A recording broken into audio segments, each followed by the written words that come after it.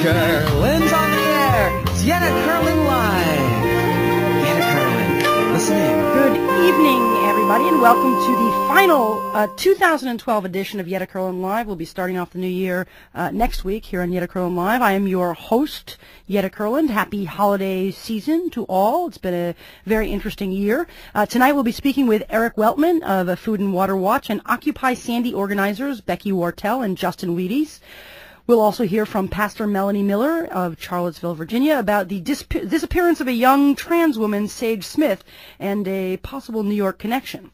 I first want to thank our media partners, Go Magazine, Labor Press, the Soho Journal, Westview News, City and State New York, and the New Civil Rights Movement for helping make this show happen, as well as our community sponsors, the Ritz and Whole Earth Bakery.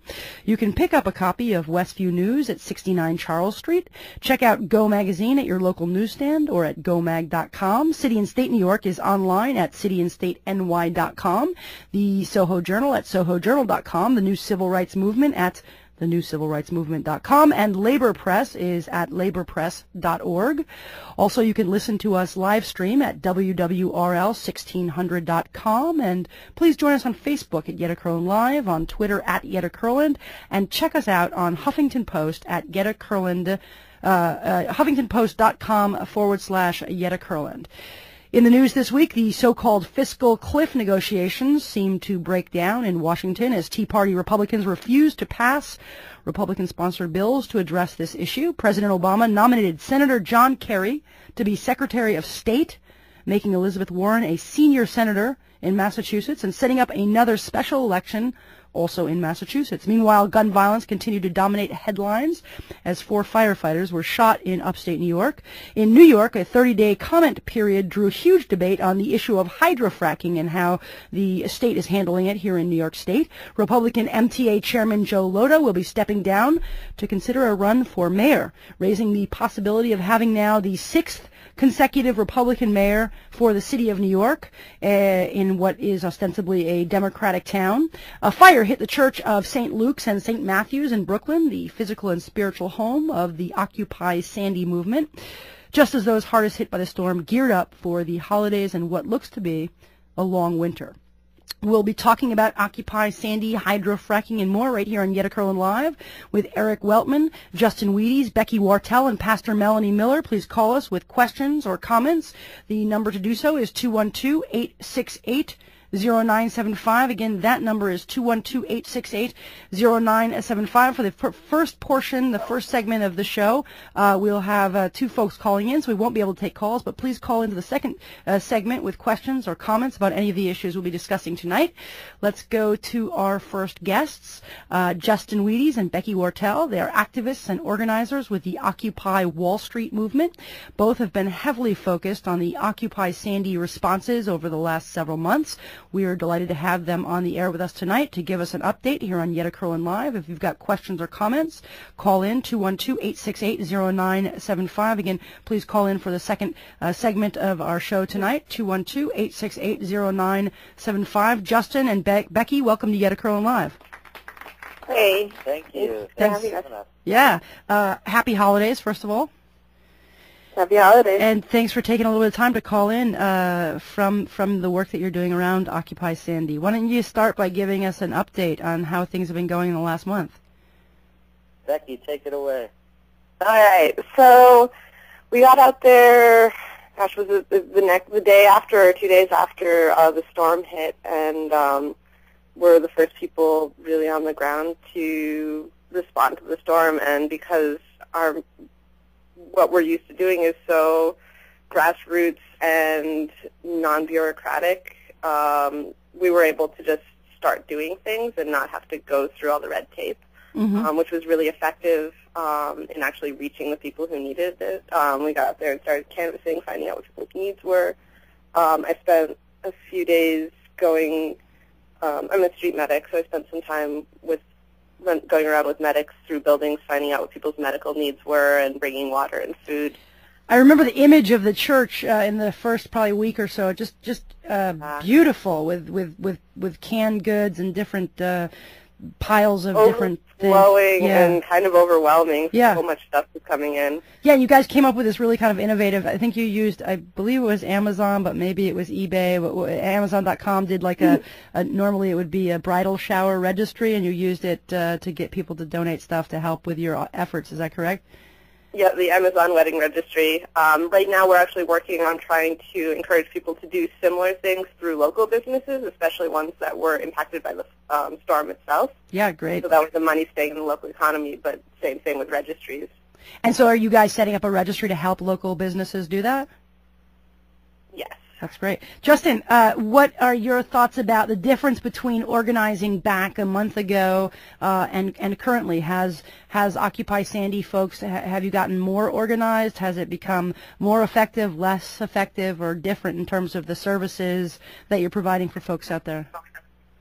Well, I would say there's a transition that's happening now as the recovery more broadly than Occupy Sandy, but the whole recovery changes from one of responding to emergency needs towards long-term rebuilding. Mm-hmm. And I see Occupy Sandy shifting as well.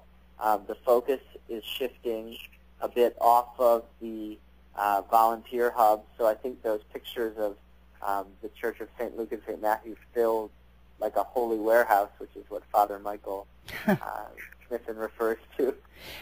Those will become less and less the image of Occupy Sandy, and it will be more about the recovery sites, the community hubs that are growing out of this organically, that are popping up in communities affected by the storm.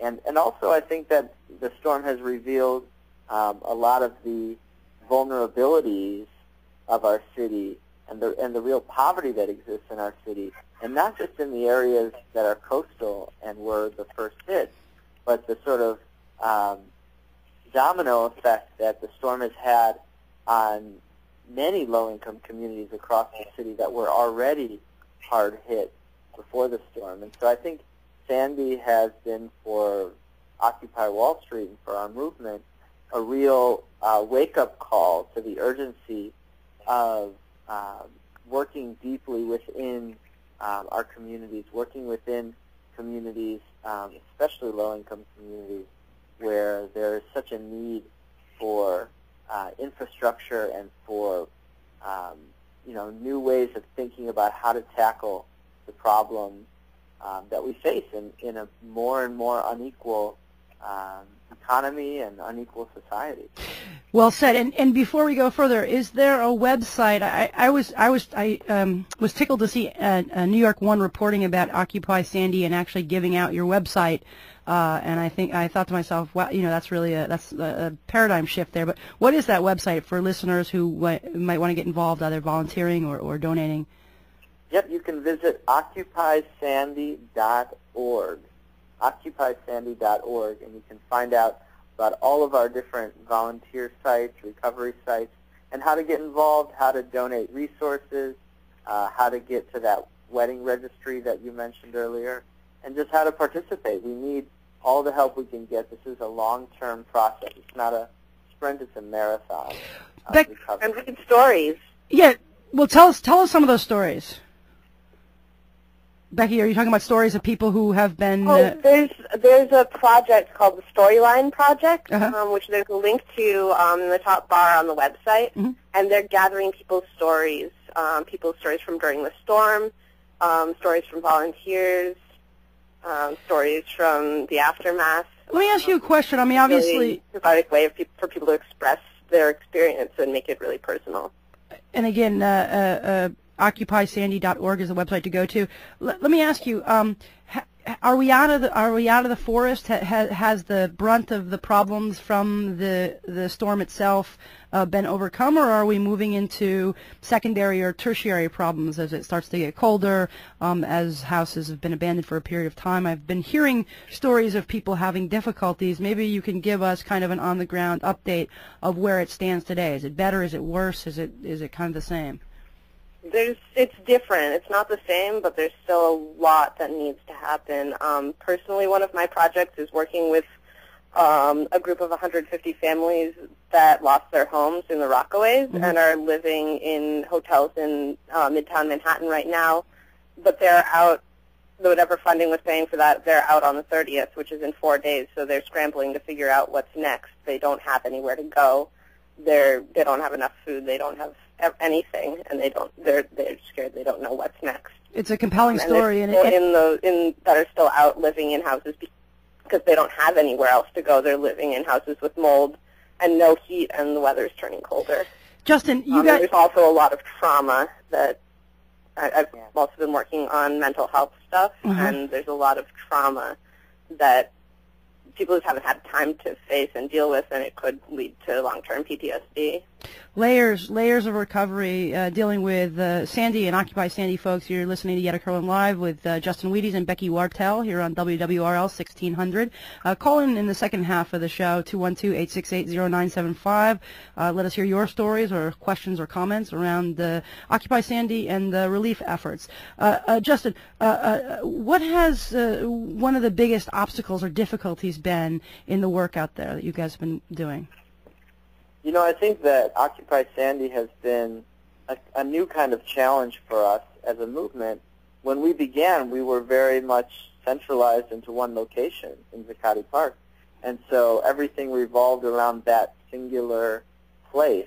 And then after the eviction from the park, we began to disperse into different communities. And that's really what formed the basis of this network that we're now seeing mobilize and activate. But it's a new challenge to sort of try to coordinate our efforts across all of these many different locations. And we're struggling, I think, with how to build a community together based upon so many different sites and still retain the local autonomy and control that's so important to us when we try to do local community empowerment work. So it's a struggle, but I think that it's something that that's helping us grow as a movement and mature in trying to find a way to collaborate more closely, to have decision-making across time and space. It's really a whole host of new challenges for us. Yeah, and again, just to see how the media has represented the work that you guys have been doing. Stories that have emerged about the Occupy Sandy folks ripping out basements for members of the NYPD, kind of these stories that probably could have been told early on in the movement but weren't, about the community-based spirit and the kind of we're all in it together kind of feelings that that Occupy has had.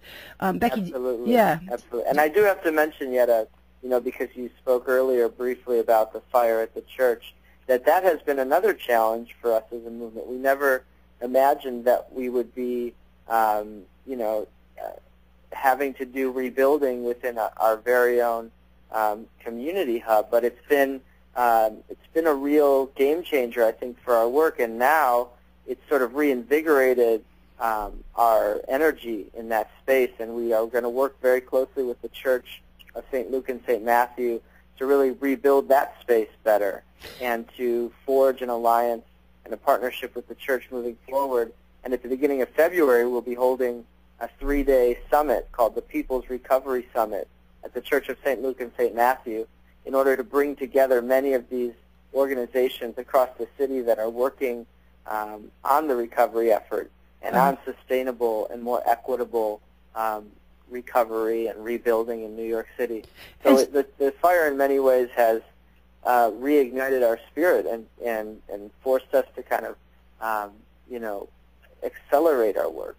It's again for our listeners. Maybe you could tell us a little bit about the fire.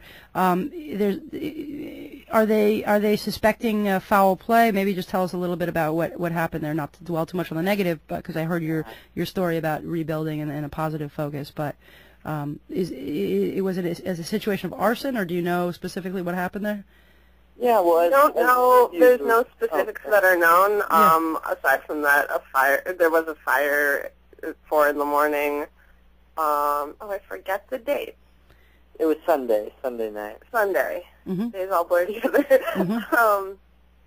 And at first, people thought that it was damaged a lot worse than it actually was damaged. But how badly was the church damaged? And can you guys still operate out of there? Has it impacted the day-to-day operations? We had actually gotten all of our donations out of there the day before in preparation for Christmas services. They had asked us to move the donations somewhere else so that they would have their chapel back. Mm-hmm. So in that way, the timing was fortuitous, I guess, if there's ever a good time for that. None of the donations were damaged. There were thousands of toys in the basement that had been wrapped the day before to give to kids, but the basement wasn't touched. In fact, we had Christmas Eve services there in the chapel, and it was beautiful. Mostly the entryway was damaged. These are really amazing images. I mean, my first question is how many toys were you guys able to distribute to children? But also the images of services in is it a Catholic church, I'm assuming, that you guys are participating in, the Occupy Sandy's Episcopalian. I mean, it's these are a lot of powerful, iconic images, and it's interesting again to see to contradict some of the assumptions about the Occupy movement in context of some of that stuff. Do you think it makes a new direction for the movement? Justin had mentioned that a little bit. Becky, maybe you could tell me your thoughts about kind of what Occupy Sandy means for the greater Occupy movement. I think it's just bringing into really stark relief the issues that we're already talking about. Mm-hmm. They're just really, it makes everything really apparent. The inadequacies of government and their response to this situation, the underlying class issues, and also it's made what Occupy is doing really apparent. The acts of mutual aid, that's really what underlies everything that Occupy was doing in the park and after. And also there's the coming battles that we know are going to happen where the developers come in and try to say, oh, these projects are not stable, they're not structurally sound, we have to knock them down, and okay, let's put up luxury apartments instead. And talk a little bit about that. I mean, or turn Disneyfy Coney Island because it got destroyed, and so that's going to be, I think, probably the next. So I mean, maybe talk a little bit about long-term planning. How do we help ensure that homeowners are maintaining their homes and that this unfortunate disaster doesn't inadvertently or otherwise become an opportunity for folks who want to overdevelop the space or take advantage of buying up this property and turning it into Hard Rock Cafe or something else other than communities filled with neighbors and families and homes? Well, you know what, Yetta, it's really important for us to stay vigilant. I think we all have to be really on top of our game and make sure that the city does not use this disaster as a pretext or as a vehicle to really change the whole landscape of communities, especially the poorest and most vulnerable communities. Mm-hmm. So what we're doing as Occupy Sandy is in establishing these centers of community services and of mutual aid, and ultimately of community power in growing community assemblies and bodies that can advocate for communities, is what we're doing. The underlying thing that Occupy Sandy is, as far as I can tell, what we're really working on is trying to empower communities. We don't want to just be the ones that swoop in, and we don't want to become the next Red Cross. We don't want to be the ones that come in, swoop in, and save the day. We want to work with these communities to empower them and teach them that, we're just people and they're just people, and we have a little bit more organizing experience, but we can teach them what we know, and they can help themselves, and we can all work together to change things. Empowering Communities. You are listening to Justin Wheaties and Becky Wartell of Occupy Sandy on Yetta Kurland Live. Call us in the next segment, 212-868-0975. Again, that number is 212-868-0975. You know, it's funny, my apartment didn't have power or heat for a week, and I can vaguely remember. It's amazing how quickly we forget the urgency of the moment, and how starkly and painfully we're aware of it when we don't have those basic resources. Maybe you can talk a little bit about what it's like for folks. Now everybody out there has heat and hot water, but it's more an issue of rebuilding homes and having access to homes. Is that correct? And maybe just give us a little bit of what people are going through on a day-to-day basis out in the Far Rockaways or in other areas still impacted by Sandy. There's still houses that don't have heat. Wow. And approximately, do you know how many? Is there a large portion of them, and is it mostly like the NYCHA housing, or is it individual housing? It's really both. I mean, there are thousands of homes that are uninhabitable, that are without heat, that are without electricity still. One example is in Sheepshead. I know. I'm sorry. Go ahead, Justin. Yeah, it's okay. There's an amazing man that I met out in Sheepshead Bay who lives in a neighborhood that is built actually below the street level. You walk down some steps to get into it, and the whole area, which wasn't even designated as Zone A, so it wasn't even technically evacuated, the whole area was flooded. But first, before the seawater, it was flooded with sewage water, actually coming up through people's basements and through their own plumbing.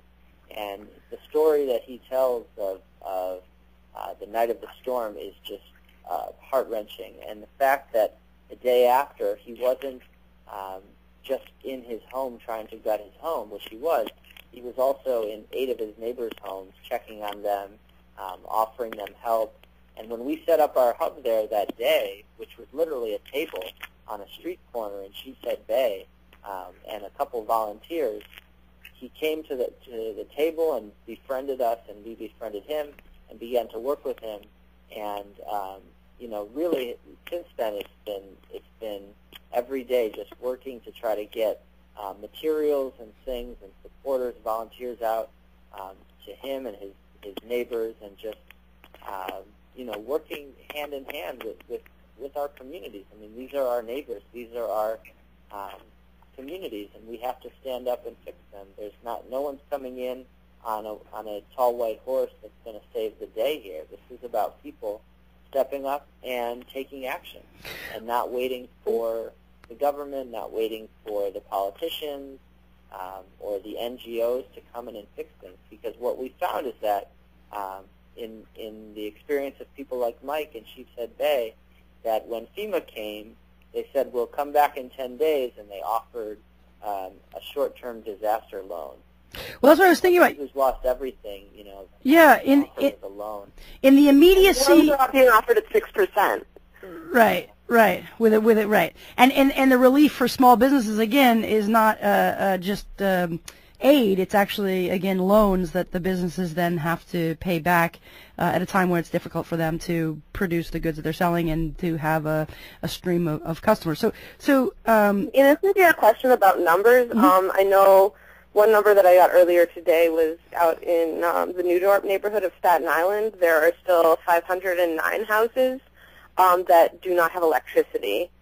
And basically they need an electrician to come in and verify, and check it over, and come in and give Con Edison the okay to turn the electricity back on. And these people, for whatever reason, haven't been able to afford to do that. Sure. And listen, I mean, one of the things I find admirable in the work both of you and the Occupy Sandy folks are doing is that you have the fortitude to continue this work. And like you said, it's changed and it's different, but these are still, life and death environments for people who still don't have electricity, heat, accessible homes. now that the media maybe isn't covering it as much as it was, it's, you know, how do you maintain that kind of fortitude, and how do you continue this work and keep people engaged and focused and motivated even after the television crews have moved on to the next story? I think it's easier for those of us who have been really full on involved since the beginning to stay involved, because we just have so many projects that we're really attached to. I think the more difficult thing is getting volunteers, that stream of volunteers, to stay steady. I've been really noticing it dropping off in the past week, and I don't know if that's just because of the holidays or what. I was actually kind of expecting it to pick up during the holidays because people had time off, but I guess they were off doing things with their families and didn't have the time to come out, because it was, there's definitely been a notable drop in volunteers in the past couple of weeks. And again, that website is occupysandy.org. Pretty easy to remember. Our listeners should go check it out. If people can't trek out to 520 Clinton Avenue, what else could they do to get involved in the work that you're doing to help restore folks after the Hurricane Sandy? Well, one thing that people can do is they can visit the registry, and they can actually see which items are in need and help us by purchasing those items. They can spread the word about the effort on social media, on Facebook and on Twitter, just word of mouth also, just telling friends. If they have kids who are in college or in high school and want to do a spring break trip, an alternative spring break, we're going to have lots of young people coming out during that time. And just, generally spreading the word that this crisis is not over. Yeah. There's still and also people who have skills to share, if they're mental health practitioners or doctors or anything, pretty much anything that could be in any way useful to people. We have people all over who need that help, so even if they can't get down to Brooklyn or Staten Island, we have people who need help, who, the folks that are displaced and still living in Manhattan. There's people everywhere, so if location is an issue, we can match them up with people who are easy to get to. Yeah, in fact, I had a question for you. I know you guys are set up at 520 Clinton Avenue, which is in Brooklyn. I know you've been doing a lot of work out in the Far Rockaways in that area. Are you guys also doing stuff in Staten Island and in other areas? Because I think, it's important to note that...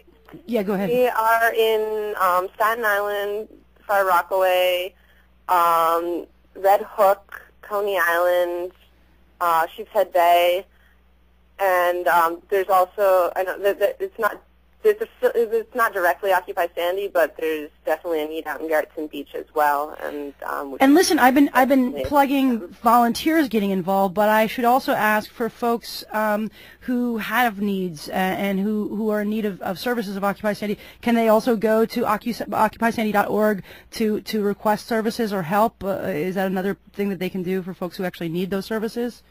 Or how would they, or how otherwise would they get help if needed? Show up at 520 Clinton Avenue? Absolutely. They can visit the website if they have internet, occupysandy.org. But they can also call in. We have a hotline that people can call. And what's that number? That number is 347-770-4520. And that's One more time. Yeah. 347-770-4520. Great. Well, Justin. We also have a Facebook page. Go ahead. What is it? Occupy Sandy, I would imagine. What? Is it Occupy Sandy? Yeah. And Occupy Sandy Relief. Occupy Sandy Relief. Listen, Becky and Justin, thank you so much for your work, and thanks for coming on the show and giving us an update. Happy New Year to both of you, and hopefully we'll have you back on the show again soon. Thank you. All right. Very much, Yetta. Have a great night. We're going to take a short break, and we will be back in just a few moments here on Yetta Kurland Live. Call in with questions or comments, 212-868-0975. 1600 WWR 1600 Talk that's changing New York. 1600.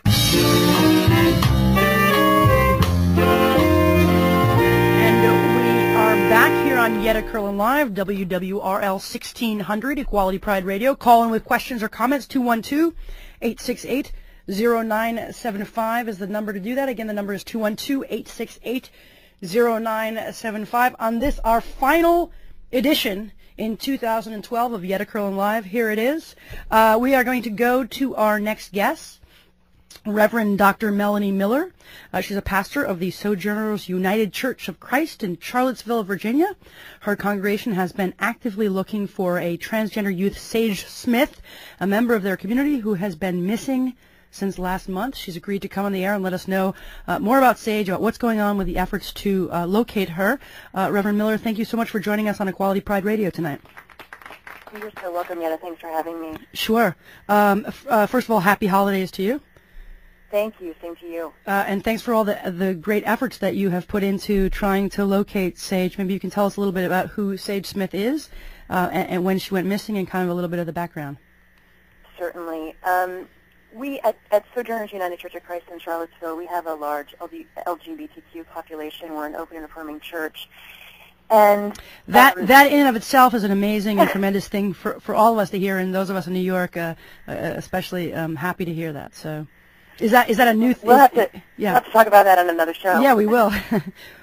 But all too often transgender youth are overlooked, undercared for, forgotten, and cast out. So all too often we hear stories of runaway transgender youth or folks who are missing. So maybe tell us a little bit about what's going on with Sage. Certainly. At this point, we don't believe that Sage has run away. It seems to be a little more frightening than that. The Charlottesville Police Department had a press conference last week, I believe it was last Friday, and the chief of police does believe that, unfortunately, that the news is bad for the family. Sage was last seen the Tuesday before Thanksgiving, was believed to have had a date with someone. They did talk with this person, but since then the person, Eric McFadden, has disappeared. What does that mean, he's disappeared? I mean, did the police get his information, or? Well, they have all his information, and they did speak to him shortly after Sage disappeared, but since then, like I said, he's disappeared from the community. No one knows where he is. But there's reason to believe that he might, that she might be in New York City. Is that correct? No, actually, I don't think it's believed that Sage is in New York City, but there was at one point some belief that Eric McFadden might be as far north as New York City. And so there are posters on the Find Dayshad Sage Smith Facebook page, posters with both, three pictures, one of Eric McFadden, who is a person of interest in this case. There's a picture of Dayshad, and there's also a picture of Sage. So, if anyone has any information about this, is there a website or some way to let authorities or let folks know about that, if they've seen one of these individuals or have any other information? Absolutely. There are a number of different possibilities. If folks could go to the Find Dayshad Smith Facebook page and nab one of those posters and post them on Facebook, post them around your community. And then if anybody has any information about Eric McFadden, I think the best place to go is probably to Crime Stoppers. Certainly they could contact the Charlottesville Police Department as well. Well, I mean, it's incredible the work that you're doing. Do you, like you said, I mean, it becomes, what's the word? Not hopeless, but discouraging as days and weeks go by. She's been missing since last month. Do you find, does your church often deal with LGBTQ youth who are runaways or who are missing, and have you had any success stories with that type of work? We don't normally deal with situations like this. We do have a number of folks within our community who have served on the board of RoseMe and have been very active within the RoseMe community and who have done a lot of work with at-risk teens, and we're very proud of the work that they're doing and are very supportive of it. But this is really the first time we've ever encountered a situation like this, and one of the reasons we became involved was simply because of the LGBTQ community became very fearful for Sage. Sage wasn't a member of our church, but we did participate in the Pride Festival in Charlottesville back in July, And Sage was at the festival, and a lot of folks from our community met Sage there and just were instantly drawn to her light and her laughter. And so for the community, this is just devastating. And so we decided after the week after Thanksgiving, after hearing so many people within the faith community, the Sojourners faith community, say something's got to be done. There really wasn't anything in the news at the time. Nobody was talking about it, and so we decided to have a candlelight vigil at Lee Park in Charlottesville, which is where the Pride Festival was held. And so we really asked the community to come out and support and to really get the media involved. Unfortunately, at the time, there was very little in the news about the case, and so since then, we've been trying to do as much as possible to keep this in the news and to keep this on people's minds, especially during the holidays. We all get busy and distracted, and we just really want Sage and Sage's family to know that we're here, that we're supporting them and loving them. And so how old is Sage, and are there any distinguishing features in case someone does happen to notice or see her? And likewise for the person of interest, is there anything that our listeners can do to try to help to support your efforts to locate Sage?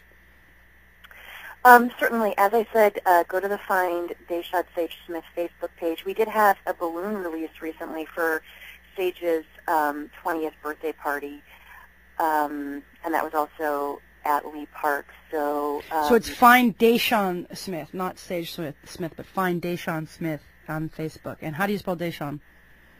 Dayshad, D-A-S-H-A-D, and then Sage Smith. So the Facebook page is Find Dayshad Sage Smith. You know, one of the interesting things has been that Sage identified as male with her biological family and identified as female with her LGBTQ family. So it's been an interesting sort of coming together for both of these families.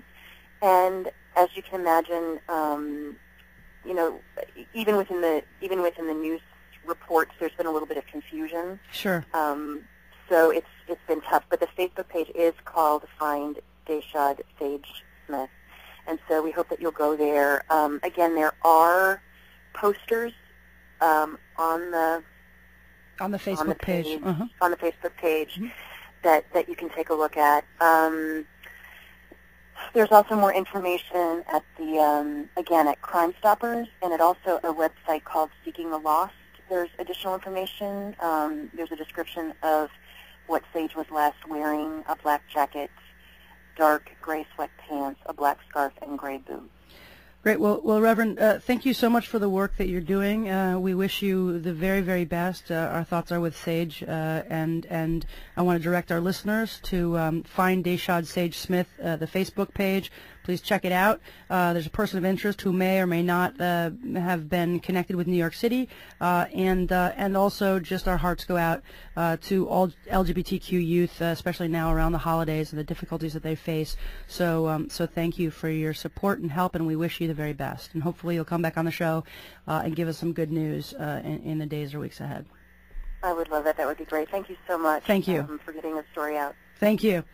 Again, you're listening to Yetta Kurland Live, WWRL 1600, Equality Pride Radio. Please call in with questions or comments, 212-868-0975. The Facebook page to check out is Find Dayshad Sage Smith. We're going to turn our attention now to the fracking in New York State. There's been a lot of discussion about developments at this time, and New York State has been reviewing and looking for the next 30 days on public comments around fracking in New York State. Governor Cuomo has seemed to move a bit away from the gas industry. We'll be talking to some leaders in the fracking movement. First, Eric Weltman. He's a senior organizer at Food and Water Watch. It's an organization that works to ensure the food, water, and fish we consume are safe, accessible, and sustainably produced. They've taken a major organizing role in the struggle to prevent hydraulic fracturing, which is also known as hydrofracking in New York State. I'm delighted to have Eric with us on the show tonight on Yetta Kurland Live. If you've got questions or comments on hydrofracking or food safety for Eric, please give us a call at 212-868-0975. Again, that number is 212-868-0975. 0975. Eric, thank you so much for taking time and coming on air with us to talk about this. Absolutely. Loved it. Love to be on the show. Thanks for having me. Yeah, my pleasure. And in fact, what are these public comments that are going on, and what are you asking people to do? And kind of give us maybe just a little bit of an update on the fracking issue for our listeners. Absolutely. Happy to do so. So, again, my name is Eric Weltman, and I'm with Food and Water Watch, which is a national consumer organization that supports a ban on fracking. And we are but a small part of an immensely large movement across New York in support of a ban on fracking that includes a coalition that we play a part of called New Yorkers Against Fracking, and that's a coalition of over 180 organizations across the state, including health organizations, environmental, faith, community, business, political groups. And again, we're part of a growing and large grassroots movement that is urging Governor Cuomo not to allow fracking to proceed in New York. For folks who aren't aware of what fracking is, it's a highly dangerous method of drilling for natural gas that threatens our water, our air, and our food. And Food and Water Watch and our allies maintain that fracking is inherently dangerous, inherently dangerous and beyond our capacity to regulate. So we are taking advantage of what's now what's a 30-day comment period concluding on January 11th to urge Governor Cuomo, again, not to proceed with fracking. And just to add, so the current state of affairs is that the Cuomo administration a few weeks ago proposed draft regulations to allow fracking in New York, and this is before they had even completed their health review or the environmental impact review. So we consider this to be like proposing rules for a game before we've even decided whether or not to play. Well, that's interesting.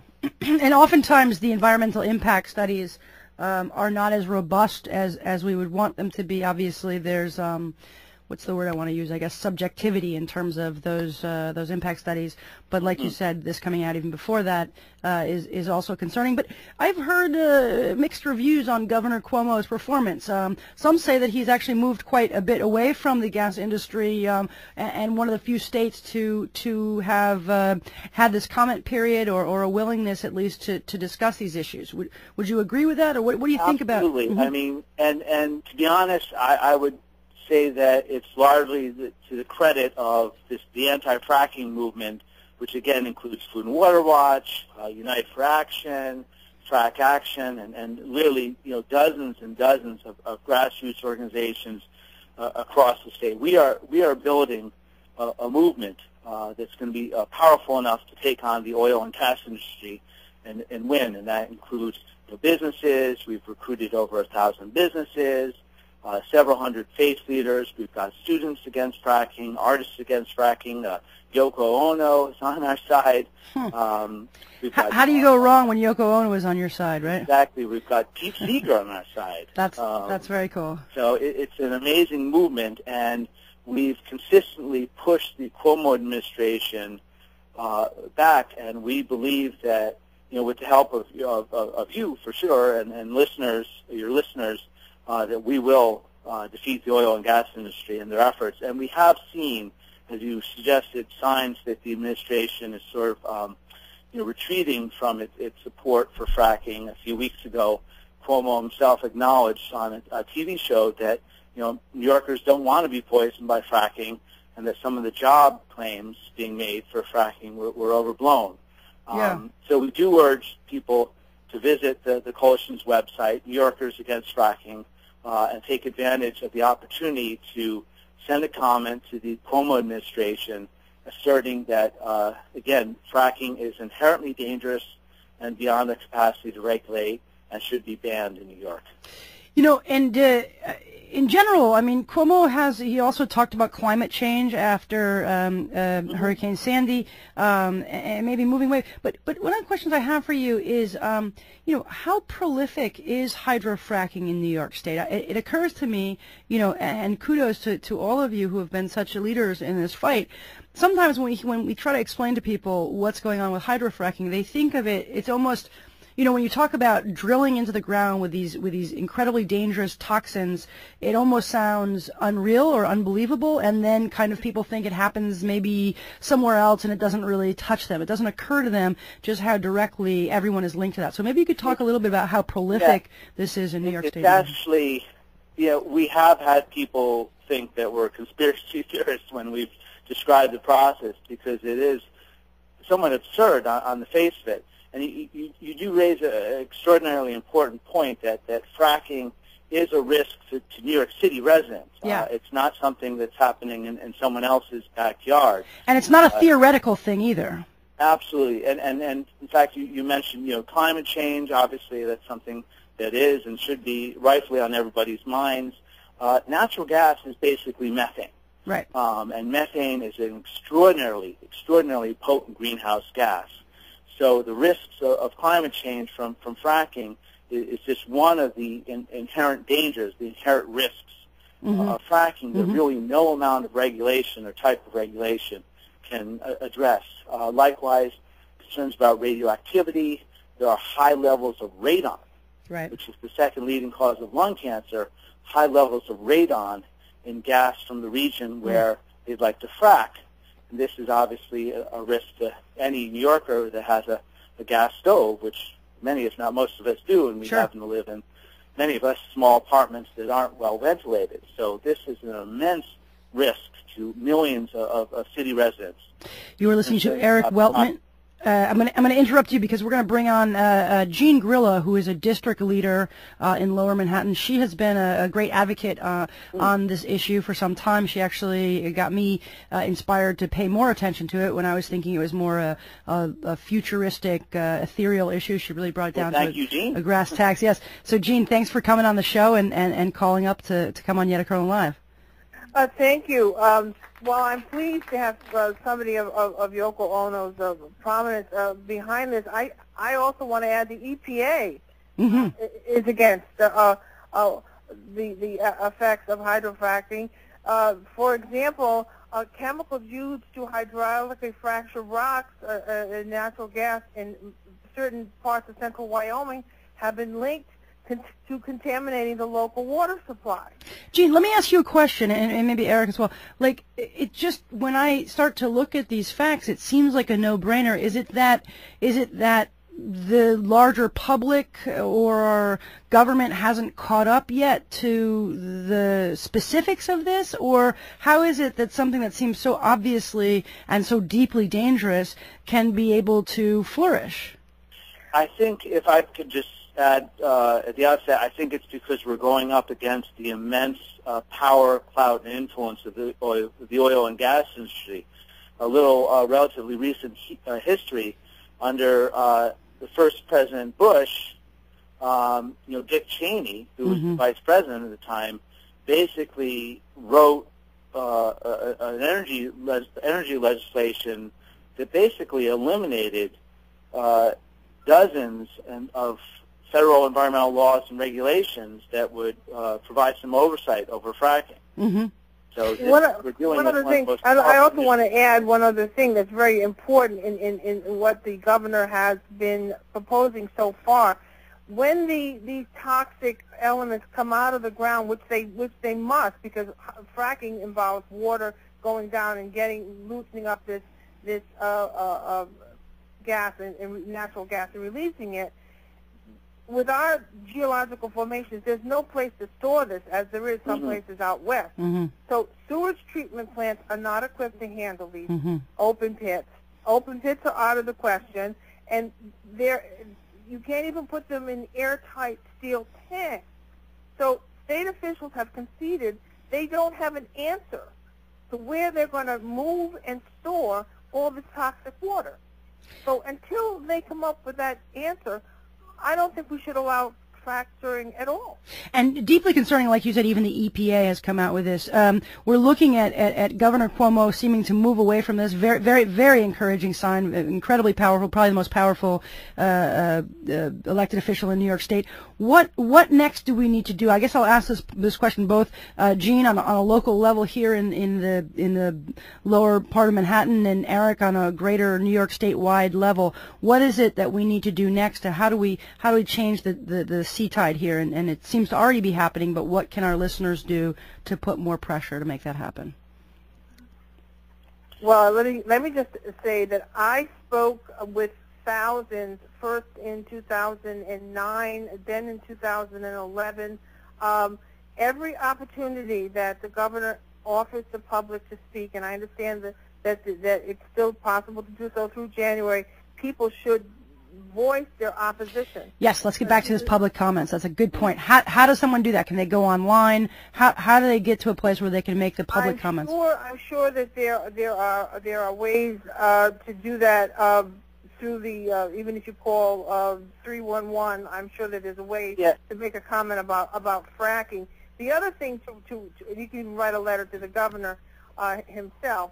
But the other issue is that there's been no discussion of who is even going to pay for the enormous regulatory machinery that would be required.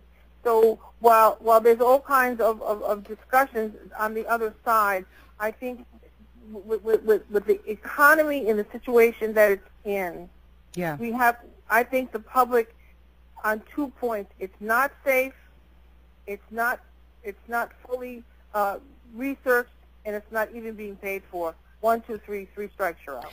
Jean, thank you so much for your leadership on this. Respond to your question about how people could have an influence. Yep. I'm going to let go, Jean, for 1 second because we got a bunch of phone lines here lining up. Jean, thank you for your leadership on this. I hope to hear more from you. Thank you so much, and good night. Good night. Thank you. Go ahead, Eric. So Food and Water Watch and our allies in New Yorkers Against Fracking, we're basically doing two things. As I suggested earlier, we're building an extraordinarily powerful movement, and we encourage all your listeners to join us, whether you're, have a business, or if you're a faith leader, or a student, or a member of a civic group or organization. We are continuing to build out our coalition across the state. So we're building a powerful movement, and we're also exerting influence on a daily basis, generating phone calls, holding events, and as said earlier, submitting comments, which folks can do by visiting the New Yorkers Against Fracking website, www.nyagainstfracking.org. Again, that's www.nyagainstfracking.org. We've already generated tens of thousands of comments, and we want to and need to and must and will generate tens of thousands more before the January 11th deadline. We do plan on delivering these comments en masse up in Albany on Friday, January 11th.